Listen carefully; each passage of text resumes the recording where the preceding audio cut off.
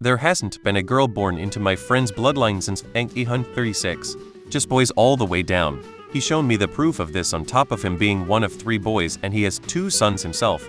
How is this possible? All these comments saying that it's coincidence, which could be true, but there are definitely genetic effects known that interfere with sex ratios by causing female or male lethality. I remember the media gene in D. melanogaster, which causes male mortality of offspring and thereby skews the sex ratio. Maybe a sex-linked chromosomal abnormality could cause this if it affects the viability of certain embryos. I guess it depends on how many individuals. If there are 12 people, the chances of all boys is like 210,000. Rare but not insane. If it's like 100 individuals, the odds are more like 6. I'm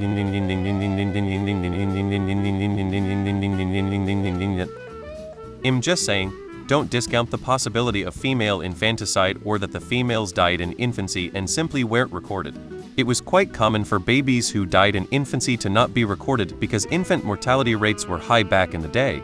In some cultures, infants would not even receive a name unless they lived a certain amount of time. Depending on culture, it could also have been female infanticide where female children were unwanted and gotten rid of.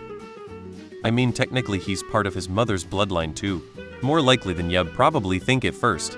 The reason is that we are only looking at the families of the male bloodline, which everyone has and is male by definition. Indeed, the probability of having exactly one series of back-to-back male ancestors is 100 for every single human, setting aside the very rare intersex cases for a second.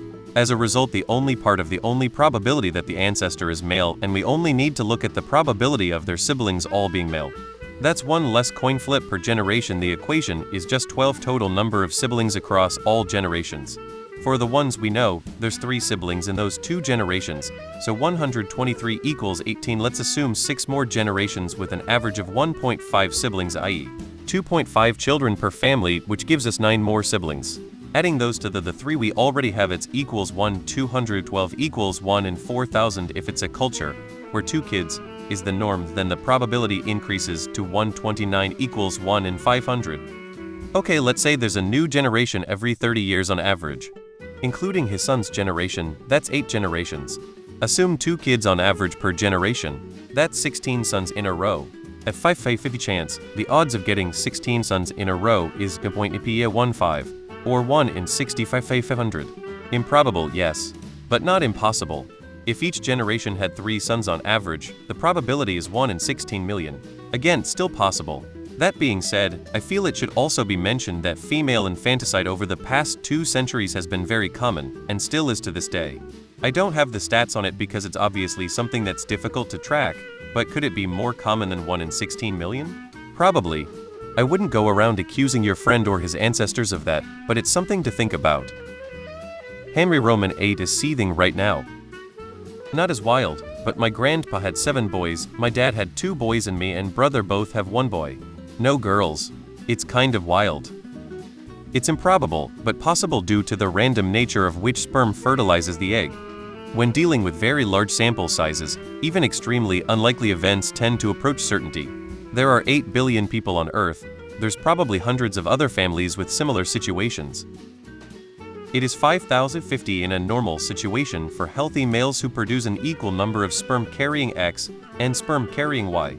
It is possible that there is a genetic issue which interferes with X-carrying sperm, unable to create them at all, creating them in a malformed way, etc. Then only Y sperm can make it to the egg.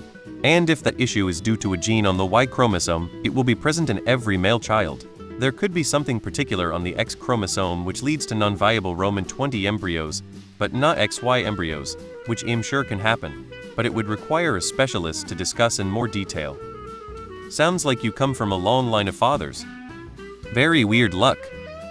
Just odds, man. 50. It is rare that so many boys would be born like that, but mathematically speaking it's very possible. Try looking at it not as a long series of births, but each birth has its own 5050 lottery. It isn't possible. A lot of people completely ignore the existence of women in their family trees. They completely erase half of their tree every generation. Your friend has hundreds of ancestors from 1836, and only one of those lines was exclusively male. That none of those men had daughters is unlikely, but when you consider how many other lines there are, it's far from impossible. A doctor told my dad he could only have male children, or he would only have males. He had 3 sons, so I guess he was right. Perhaps not applicable here, but ID heard that the acid or alkaline condition of the sperm's environment can affect whether the male or female sperm cells you revive and spare most likely to cause conception. I forget which way, but the Jewish practice of waiting for a specified time after menses to resume relations tends to both be near the next ovulation and be the right condition for the male sperm to survive.